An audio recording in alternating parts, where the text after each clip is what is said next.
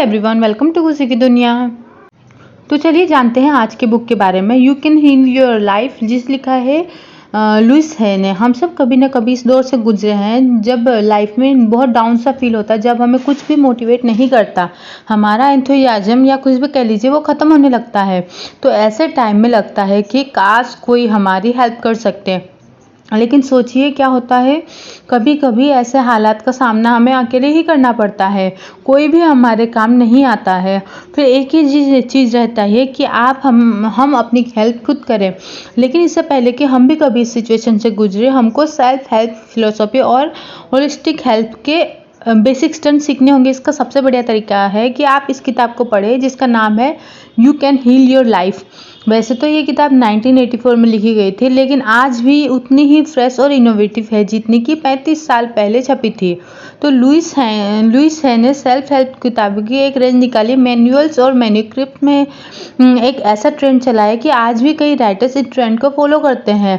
और इसके अलावा सेल्फ हेल्प इंडस्ट्री पहले कभी इतनी पॉपुलर नहीं हुई थी जितनी कि आज है, और ये आगे फ्यूचर में भी इसी तरह फ्लरिश करती रहेगी। बात करें रूट्स ऑफ प्रॉब्लम्स के बारे में, तो लुइस है क्लियर करती है कि लाइफ में काफ़ी सारे प्रॉब्लम्स तो हमारे नेगेटिव सेल्फ बिलीव्स की वजह से ही क्रिएट होती है। मैं इस लायक नहीं हूँ, या अच्छा या अच्छी नहीं हूँ, इस तरीके की सोच। और देखा जाए तो कुछ मेंटल डिजीज़ वाकई में इस फंडामेंटल बिलीफ की वजह से ही होती है। अब जैसे कि डिप्रेशन की प्रॉब्लम को ले लीजिए। सबको पता है कि डिप्रेशन एक सीरियस मेंटल कंडीशन है जो लाइफ के हर एस्पेक्ट को बुरी तरीके से अफेक्ट कर देता है। Career, social life, hobbies, motivation, सब कुछ इस डिप्रेशन से अफेक्टेड होते हैं। आज यूएस में 15% पॉपुलेशन किसी न किसी फॉर्म में डिप्रेशन डिसऑर्डर की शिकार है। मेलनजोलिया यानी कि मेंटल डिसऑर्डर के लिए एक और टर्म्स के लिए शिकार लोगों में सेल्फ एम्पैथीज और सेल्फ केयर में की बड़ी कमी होती है। ऐसे लोग खुद को ही हार्म पहुंचाते। कई सारे साइकोलॉजिस्ट स्टडीज में प्रूव हुआ है कि डिप्रेसिव लोग हर फेलियर में के लिए अपने इनर कैरेक्टरिस्टिक्स यानी कि बीइंग स्टूपिड को अपने आप को ही रेस्पॉन्सिबल समझते। जैसे कि मैं लकी था, ये काम हो गया, या फिर ये काम तो बहुत ही आसान था। चलो ऐसे बिहेवियर का टिपिकल एग्जाम्पल देखते हैं। मार्क एक मॉडरेट डिप्रेशन का शिकार आदमी एक एग्जाम की तैयारी कर रहा था। प्रिपरेशन के दौरान उसे अपने रिजल्ट को लेकर के बड़ी नर्वसनेस और एंजाइटी होती है, क्योंकि उनमें सेल्फ कॉन्फिडेंस की कमी है और इसके अलावा उसमें सेल्फ केयर भी कम है। वो पूरा आराम भी नहीं करता, इसलिए उसकी हालत और ख़राब हो जाती है। और जब वो फेल हो गया तो उसने खुद से कहा, मुझे तो पहले ही पता था कि मैं फेल हो जाऊंगा, मैं इतना स्टूपिड हूँ कि कभी पास हो ही नहीं सकता। दुख की बात तो ये है कि मार्क इस बात में वाकई में बिलीव करता था कि वो स्टूपिड है, हालांकि वो बाकी फैक्टर्स एकदम इग्नोर कर देता है। जैसे कि वो एग्ज़ाम की तैयारी के चलते काफ़ी एग्जॉस्टेड था और इस वजह से पूरी तरीके से अपनी स्टडी में फोकस नहीं कर पाया। दूसरे शब्दों में बोले तो मार्क अनकॉन्शियसली मानता है कि he is not good enough. लेकिन मार्क अगर थोड़ा रियलिस्टिक होता तो कुछ ऐसा बोलता, ओके कभी कभी मैं नेगेटिव सोच लेता हूँ, लेकिन इसका ये मतलब नहीं कि मैं स्टूपिड हूँ या हमेशा गलत हूँ, मैं भी सही काम कर सकता हूँ। अब ये एक ज़्यादा हेल्दी, फंडामेंटल और रियलिस्टिक बिलीफ है। अब आगे बात करते हैं, from I should and I must to I could. जैसा कि हमने लास्ट चैप्टर में देखा कि एक्सट्रीमली नेगेटिव बिलीफ किसी की भी लाइफ को मिजरेबल बना सकती है। आप देख सकते हैं कि लोग कुछ ऐसा एक्सप्लेन करते हैं, I have to, I should, I must, इन्हें ट्राई बोलते हैं। अब इमेजिन कीजिए ये सिचुएशन, आप सुबह जल्दी उठ करके ये सोचते हैं कि आज मैं सारा दिन क्या करने वाला हूँ, और आप खुद से बोलते हैं कि आज तो मैं अपनी बुक के लिए 100 पेजेस जरूर लिखूंगा।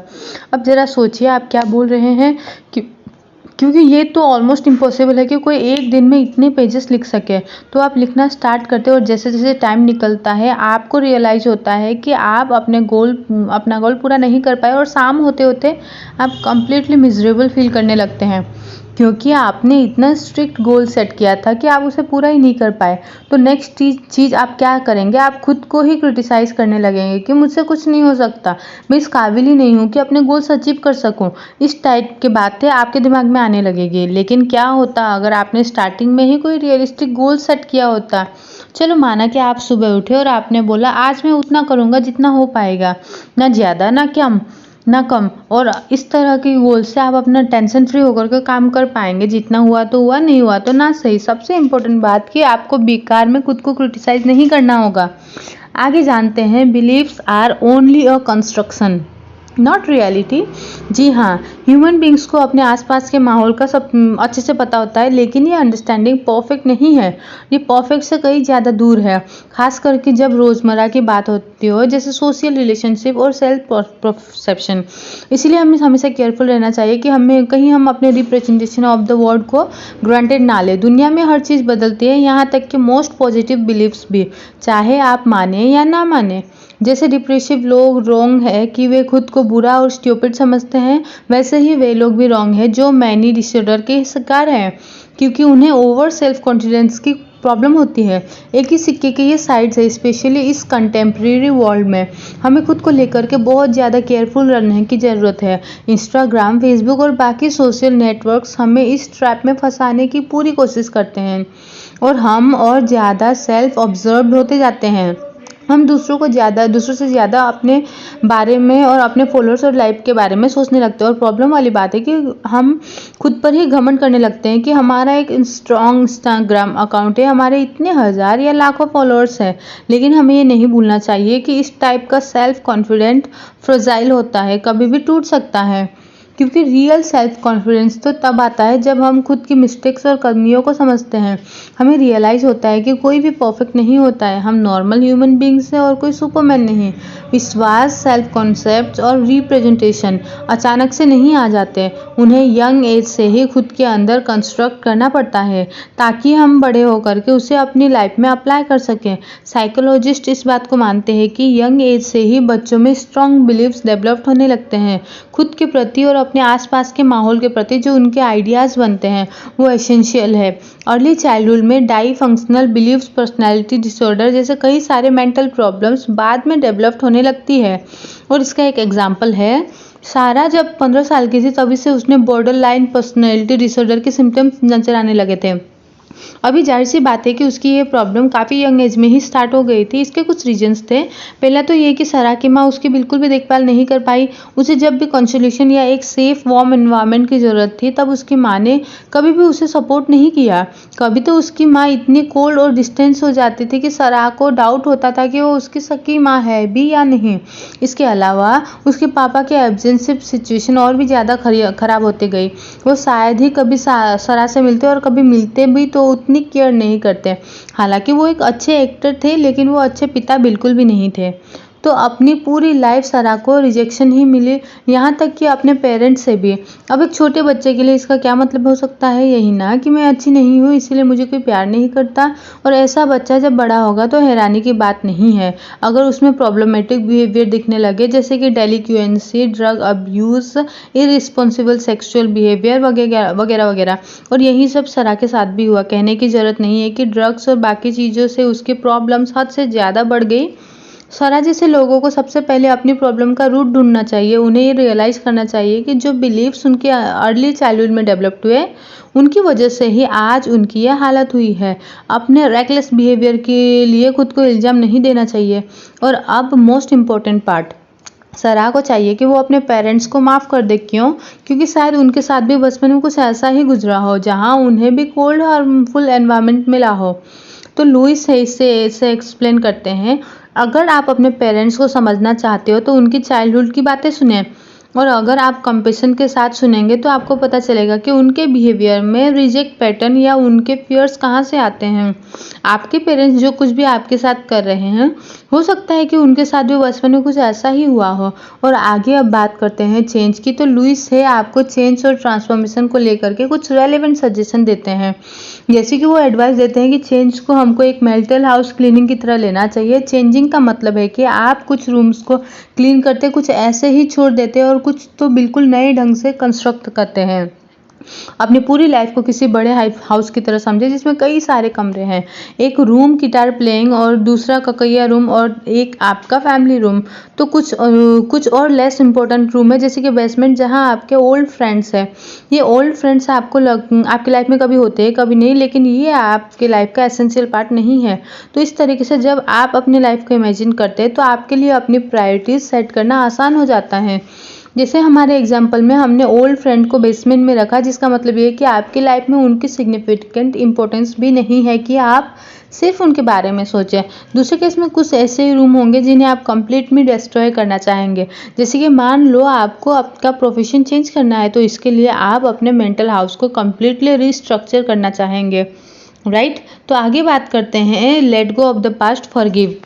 जी हाँ, सबसे पहले तो आप उन मिस्टेक्स को भूल जाइए जो कभी आपने की थी। ये बात हमने पहले भी मेंशन की थी कि कुछ लोग खुद के लिए एक एक्सट्रीमली हार्श हो जाते हैं, जिससे कई बार उनकी खुद की लाइफ बर्बाद हो सकती है। लॉजिकली स्टेप्स ये होगा कि खुद को और दूसरे लोगों को माफ़ करना सीखें, लेकिन ये ना हो कि आप फिर से वही मिस्टेक रिपीट करते रहें और लोगों को भी करने दें, बल्कि अपने कमियों और खूबियों को एक्सेप्ट करें। जो आपकी अच्छी क्वालिटीज़ है उसे मेंटेन करें और जो कमी है उसे छोड़ दीजिए।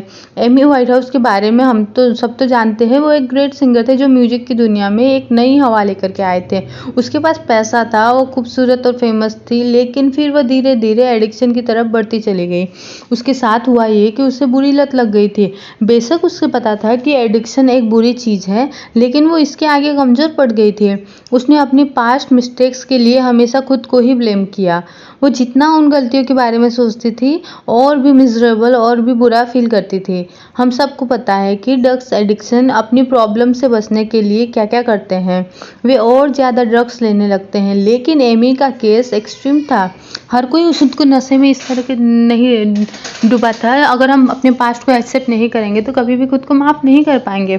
अब सेकंड पार्ट, अब दूसरों को माफ़ करना सीखें, क्योंकि ये बहुत ज़रूरी है। हालांकि किसी के लिए इतना आसान नहीं होता, पर हमें करना पड़ता है। इसी एग्जाम्पल पर समझने की कोशिश करते हैं। हम सबके लाइफ में कभी न कभी तो ये हुआ ही होगा कि कभी हमारे दोस्त हमको गलत समझ बैठते हैं। अब इसमें लॉजिकली स्टेप ये होगा कि हम एक्सट्रीमली गुस्सा होते हैं और उस दोस्त को से लड़ पड़ते हैं, और इस बात के चांसेस भी है कि आपकी दोस्ती हमेशा के लिए टूट जाए। तो इस तरीके की कॉन्फ्लिक्ट सिचुएशन के लिए तब तक रहेगी जब तक कि आप दोनों में से कोई सॉरी ना बोले। और यहाँ आपको रेस्कल साइड में होना चाहिए, जैसे आप कुछ ऐसा बोल सकते हैं, देखो मुझे मालूम है तुम उस दिन गुस्से में थे और मैंने भी ओवर रिएक्ट कर दिया था। मैं तुम्हें ब्लेम नहीं करूंगा। आई होप कि तुम मुझे माफ़ कर दोगे जैसे मैं तुम्हें करता हूँ।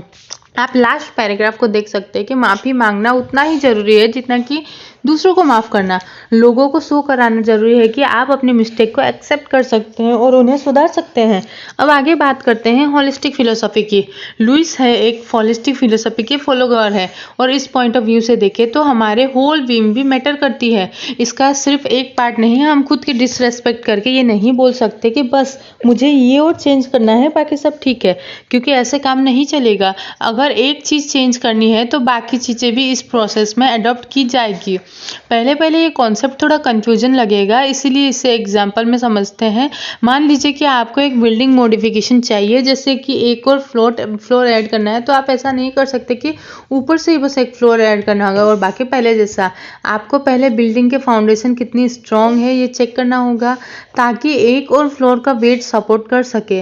और इसके अलावा आपको नए फ्लोर तक पहुंचने के लिए एलिवेटर या सीढ़ियां लगवानी होंगी, और फिर उस फ्लोर के लिए भी नया एयर कंडीशनर, हीटिंग सिस्टम वगैरह खरीदना होगा। तो देखा आपने कि एक सिंपल चेंज, यानी कि एक और फ्लोर को ऐड करने के लिए बाकी चीज़ों में भी चेंज लाना पड़ता है। तो सेम यही हमारे लाइफ के साथ भी है। जैसे कि मान लीजिए आप जॉब चेंज करना चाहते हैं। अब ये बताने की ज़रूरत नहीं है कि आपकी लाइफ का बड़ा चेंज होगा, लेकिन कई बार हमें पता ही नहीं चलता कि ये क्रूशियल भी हो सकता है। नॉर्मली हम अपने बाकी लाइफ में चेंज लाए बिना एक न्यू जॉब ढूंढना स्टार्ट कर देते हैं, लेकिन ये तरीका इफेक्टिव नहीं है। क्या पता नई जॉब ज़्यादा मुश्किल हो और वर्किंग आवर्स भी काफ़ी ज़्यादा हो। अगर ऐसा हुआ तो आपको अपनी पूरी की पूरी लाइफस्टाइल चेंज करनी पड़ेगी। आपकी सोशल लाइफ सफ़र कर सकती है, दोस्तों के लिए आपके पास टाइम नहीं होगा, काफ़ी सारी चीज़ें। तो लुइस है हमें बहुत से तरीके बताती है जिनसे हम अपने होलिस्टिक हेल्थ को इम्प्रूव कर सकते हैं। कॉम्प्लेक्स लोगों के लिए ऐसे कई एक्सरसाइजेस हैं। सबसे पहले तो आपको अपनी बॉडी का ख्याल रखना पड़ेगा। हेल्दी खाइए। एंशिएंट रोमन्स का मानना था कि मेंस साना इन कॉर्पोरे सानो, जिसका मतलब है कि healthy mind in a healthy body. इसके अलावा भी कई तरीके से होलिस्टिक हेल्थ को इम्प्रूव किया जा सकता है, जैसे कि प्रेयर और मेडिटेशन। वैसे ये दोनों कंप्लीटली डिफरेंट चीज़ें लगती है, लेकिन ये दोनों एक ही सिक्के के दो साइड है। ये दोनों ही मेंटल एक्सरसाइज ना सिर्फ आपको पीस ऑफ माइंड अचीव करने में मदद करती है, बल्कि आपको एनर्जी और मोटिवेशन दोनों देती है, जिससे आप कोई भी न्यू चैलेंज को फेस कर सकते हो। इमेजिनेशन और विजुअलाइजेशन दो ऐसे इंटरेस्टिंग टेक्निक्स है जो आपकी ओवरऑल हीलिंग में हेल्प कर सकती है और हेल्थ को इम्प्रूव करती है। कोग्रेटिव बिहेवियर थेरेपी में कई तरह की विजुअलाइजेशन टेक्निक्स यूज की जाती है, जैसे कि पॉजिटिव, रेशनल और इमोशनल विजुअलाइजेशन टेक्निक। तो हम एक एग्जांपल से समझते हैं कि ये एक्सरसाइज कैसे की जाती है। स्टीफन 20 साल का एक लड़का है जिसकी लाइफ में बहुत सी प्रॉब्लम है, लेकिन उसकी मोस्ट सीरियस प्रॉब्लम है सोशल एंजाइटी। लोगों से इंटरेक्ट करते हुए वो बहुत ज़्यादा टेंस हो जाता है, जिससे वो ठीक से बात नहीं कर पाता। तो इसके लिए उसने पॉजिटिव विजुअलाइजेशन टेक्निक को यूज़ किया। सबसे पहले तो उसने अपने कोर यानी अपनी एक्सट्रीमली नेगेटिव बिलीफ को आइडेंटिफाई किया कि मैं अच्छा नहीं हूँ वाला माइंड में जो बैठ गया था, लोग मुझे देख करके जज करेंगे। अब उसने ये इमेजिन किया कि अगर उसके अंदर पॉजिटिव सेल्फ बिलीव होता तो उसका बिहेव कैसे होता। मैं एक कॉम्प्लेक्स ह्यूमन बीइंग हूँ जिसके अंदर कोई कमियां हैं और कुछ खूबी भी। लोग मेरी वीकनेस नोटिस करेंगे, लेकिन इसका मतलब ये नहीं है कि मैं बुरा हूँ।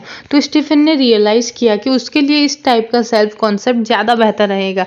अगर वो अपना फंडामेंटल सेल्फ रिप्रेजेंटेशन चेंज करेगा तो उसकी सोशल एंजाइटी भी खत्म हो जाएगी। इस किताब के ऑथर एक अच्छी एक्सरसाइज बताती है। खुद को ढीला छोड़ दीजिए, रिलैक्स हो जाइए, एक गहरी सांस लीजिए और गहरी सांस छोड़िए। अपनी सारी टेंशन बाहर निकाल दीजिए, अपने पूरे बॉडी को रिलैक्स होने दीजिए। पढ़ते समय आपका दिमाग में कोई टेंशन नहीं होनी चाहिए। अपने गले, जीभ और शोल्डर्स मसल को ढीला छोड़ दीजिए। आप कोई बुक तभी होल्ड कर पाएंगे जब आपके हैंड्स और आर्म्स एकदम रिलैक्स्ड होंगे। अपने बैक बॉडी, पेल्विस पार्ट और अब्डोमिनल को रिलैक्स कीजिए। आराम से ब्रीदिंग करते हुए अपने लेग्स और फीट को भी ढीला छोड़ दीजिए। ये पैराग्राफ पढ़ने से पहले या सुनने से पहले या उसके बाद जब आपने रिलैक्स होना शुरू किया तो क्या कोई चेंज फील हुआ? नोटिस कीजिए कि आप कितना होल्ड कर सकते हैं। अगर आपने इस बॉडी के साथ में कर सकते हैं तो माइंड के साथ भी कर सकते हैं। इस रिलैक्स्ड और कंफर्टेबल पोजीशन में खुद से मैं रिलैक्स्ड हो रहा हूँ, आई एम टेंशन फ्री, मेरा सारा डर दूर हो रहा है, सारी ओल्ड लिमिटेशन दूर हो रही है, मुझे आराम और सुकून फील हो रहा है। I am at peace with process of life, I am safe. ये एक्सरसाइज 2 या 3 बार कीजिए और लेटिंग गो के एहसास को फील कीजिए। अब आगे बात करते हैं बॉडी और माइंड के बारे में। लास्ट चैप्टर में हमने बॉडी और माइंड के बीच का कनेक्शन एनालाइज करना स्टार्ट किया। हमने देखा कि दोनों आपस में लिंक्ड है। जैसे डिजीज, पेन और हेडेक हमारे माइंड लाइफ को भी अफेक्ट करती है, वैसे ही एंजाइटी, फ्रस्ट्रेशन और साइकोलॉजिकल पेन भी हमारी बॉडी को अफेक्ट करती है। इसलिए लाइफ के इन दोनों एरियाज को देखना चाहिए। आजकल बहुत से लोग बॉडी बनाने के लिए जिम जाने लगे हैं। हेल्दी और ऑर्गेनिक फूड इंडस्ट्री काफ़ी ज़्यादा बढ़ गई है। ये सब अच्छी चीज़ें हैं, लेकिन अगर आपने अपनी मेंटल हेल्थ का ख्याल नहीं रखा तो सिर्फ बॉडी हेल्दी रखने से काम नहीं चलेगा। ये बात बहुत पहले ही साइंटिस्ट ने नोट कर ली थी कि कुछ बीमारियां साइकोलॉजिकल प्रॉब्लम से वजह होती है। एक टाइप का अस्थमा और कई सारे स्किन कंडीशन जैसे कि सोरेसिस या सिवोरा और कई तरीक़े की कार्डियोवैस्कुलर डिजीज साइकोसोमैटिक इलनेस के अंदर आती है। इसके अलावा हमारे डाइजेस्टिव सिस्टम में भी एक तरह की डिस्टर्बेंस आ जाती है जिससे क्रॉन सिंड्रोम बोलते हैं। अब आगे बात करते हैं focus at positive things. Louise से एडवाइस करते हैं कि हमेशा पॉजिटिव चीज़ों पर फोकस करें, इससे आप हाई स्पिरिट में रहेंगे और एक आशावादी विचार आपके अंदर हमेशा बना रहेगा। बेशक कहना है लेकिन करना काफ़ी मुश्किल, लेकिन फिर भी आपको कोशिश तो करनी पड़ेगी। यहाँ लुइस से आपको कुछ एक्सरसाइज और टिप्स बताती है जो कि रियली हेल्पफुल है। जैसे कि जब आप खुद से बातें करें तो हमेशा प्रेजेंट टेंस यूज़ करें, जैसे कि मैं हार्ड वर्किंग और एम्बिशियस पर्सन हूँ। ये एक्सरसाइज आपको प्रेजेंट मोमेंट में हेल्प करेगी। हमारे भले के लिए हमें आज भी खुश रहना सीखना होगा। आज के मॉडर्न सोसाइटी के लोग एक फास्ट लाइफस्टाइल जी रहे हैं। उनके लिए जीने का मतलब है एक सूप या फिर से हैपनिंग चीज़ों से भरी हुई ज़िंदगी। अक्सर ऐसे लोग नोटिस तक नहीं लेते कि उनके साथ हो रहा है। हर चीज़ इतनी फास्ट हो रही है कि किसी एक चीज़ पे फोकस करना मुश्किल है। अब सुजैन को ही ले लीजिए। वो एक हाईली सक्सेसफुल 30 साल की बिजनेस वूमन है। रोज़ सुबह उठते ही उसकी भागदौड़ स्टार्ट हो जाती है। काम पर जाने की जल्दी, वो आराम से बैठकर नाश्ता भी नहीं कर पाती। जो भी हाथ लगता है खा लेती है। फिर थोड़ी देर में अगर वो ऑफलाइन रहे तो उसके पास ईमेल्स का ढेर लग जाता है जिनका रिप्लाई उसे देना होता है। वो जल्दी जल्दी ऑफिस भागती है जहाँ उसे एक साथ कितने ही टास्क करने होते हैं। उसके पास पास इतना काम होता है कि अक्सर वो देर तक ऑफिस में रहती है, जिसकी वजह से उसकी अपनी कोई प्राइवेट लाइफ नहीं है। यहाँ तक कि दोस्तों के साथ घूमते टाइम भी उसके ऊपर प्रेशर रहता है, क्योंकि उसका शेड्यूल बड़ा टाइट है। जिम जाना, पार्टनर से मीटिंग करना, एंटरटेनमेंट करना वगैरह वगैरह। वैसे देखने में सुजैन की लाइफस्टाइल आपको बड़ी नॉर्मल लगेगी, क्योंकि आज सभी लोग इसी तरह की बिजी लाइफस्टाइल जी रहे हैं। लेकिन यहाँ पर एक चीज़ काफ़ी गलत है, वो ये है कि सुजैन जो कुछ करती है वो दिलो दिमाग से नहीं करती, क्योंकि उस पर हमेशा टाइम का प्रेशर रहता है। वो प्रेजेंट मोमेंट में कभी भी नहीं रहती, उसका ध्यान हमेशा नेक्स्ट अपॉइंटमेंट में रहता है। और यही रीज़न है कि लुइस है आपको प्रेजेंट टेंस ज़्यादा यूज़ करने की एडवाइस देती है, खास करके जब आप अपने आप से बात करिए। आपको प्रेजेंट मोमेंट पे हेल्प करेगा, जिससे आप अपना हर पल खुल करके जी सकेंगे। तो आगे लुइस से कहती है कि याद रखिए, आप खुद को सालों से क्रिटिसाइज करते आ रहे हो, लेकिन इससे कुछ फ़ायदा नहीं हुआ। खुद को अप्रूव करना सीखिए और फिर देखिए कि क्या होता है। तो कंक्लूजन ये निकलता है इस समरी का कि हीलिंग का प्रोसेस काफ़ी लंबा और मुश्किलों से भरा हुआ होता है, लेकिन इस हर्डल को दूर किया जा सकता है। अपने हार्डवर्क और अपने प्रिजर्नेस से, अपने गोल्स से, अपने हैप्पीनेस को अचीव कर सकते हैं। ये बात समझना मोस्ट इम्पॉर्टेंट है कि फेलियर्स और हार्ड टाइम तो हर किसी के ज़िंदगी में आती है, इन्हें आप कंट्रोल नहीं कर सकते। यहीं पर हमारी पॉजिटिव थिंकिंग काम आती है। नेगेटिव बातों पर फोकस मत कीजिए, बल्कि फ्यूचर की पॉजिटिव चीज़ों को देखिए। और अब हम you can heal your yourself का मोस्ट इम्पोर्टेंट एस्पेक्ट पढ़ के बताते हैं। First, people's problem are caused by dysfunctional belief. जी हाँ, लुइस से इस बात को क्लियर करते हैं कि हमारी ज़िंदगी के ज़्यादातर प्रॉब्लम्स के पीछे हमारा नेगेटिव सेल्फ बिलीफ है। खुद को ये बोलते रहना कि I am not good enough अच्छी बात नहीं है, और कुछ मेंटल डिजीज इस फंडामेंटल बिलीफ की वजह से पैदा होती है, जैसे कि डिप्रेशन। दूसरा है replace abstraction like I could या आई माइट के बजाय बोलिए आई हैव टू या आई मस्ट। आपको लॉजिक सेल्फ एक्सपेक्टेशन हमारे लिए नेगेटिव इमोशन पैदा करती है। तीसरा है believes are only a construction not reality. हम इंसानों में अपने आसपास माहौलों में अच्छी अंडरस्टैंडिंग होती है, लेकिन ये अंडरस्टैंडिंग परफेक्ट नहीं है, बल्कि परफेक्शन से काफ़ी दूर है, स्पेशली बात जब डेली लाइफ, सोशल रिलेशनशिप या सेल्फ परसेप्शन की हो। चौथा पॉइंट है कि चेंज। जी हाँ, खुद को ट्रांसफॉर्म करने या लाइफ चेंज लाने के लिए लुइस है कुछ रिलेवेंट सजेशन देती है, जैसे कि वो बोलती है चेंज को आप किसी मेंटल हाउस क्लीनिंग की तरह समझिए, जैसे कि आपने कुछ रूम्स क्लीन किए, कुछ छोड़ दिए और कुछ कंप्लीटली रिकंस्ट्रक्ट किए। पांचवा पॉइंट है फॉरगिव योरसेल्फ। सबसे पहले तो खुद को अपनी पास्ट की गलतियों के लिए माफ़ करना सीखिए। हमने ये पहले भी मेंशन किया है कि कुछ लोग खुद को कभी भी माफ़ नहीं कर पाते। ऐसे में लोग अपने लिए एक्सट्रीमली हरास हो जाते हैं और खुद की ज़िंदगी बर्बाद कर देते हैं। छठा पॉइंट है होलिस्टिक फिलोसफी। लुइस है एक सोसाइटी की फॉलोअर है जिसे होलिस्टिक फिलोसफी के नाम से जाना जाता है। इस सोसाइटी के पॉइंट ऑफ व्यू से हमारी पूरी पर्सनालिटी मैटर करती है, ना कि इसकी कुछ पार्ट्स। हम खुद को डिसरिस्पेक्ट करके ये नहीं बोल सकते कि बस मुझे ये और वो चेंज करना है, बाकी सब ठीक है, क्योंकि ऐसे काम नहीं चलेगा। अगर एक चीज़ चेंज करनी है तो बाकी चीज़ें भी इस प्रोसेस में अडॉप्ट की जाएगी। तो इसी के साथ आज का ये समरी ख़त्म होता है। यू कैन हील और योर लाइफ। ये समरी में आपको अगर कोई सजेशन देना होगा तो प्लीज़ दे सकते हैं। Thank you.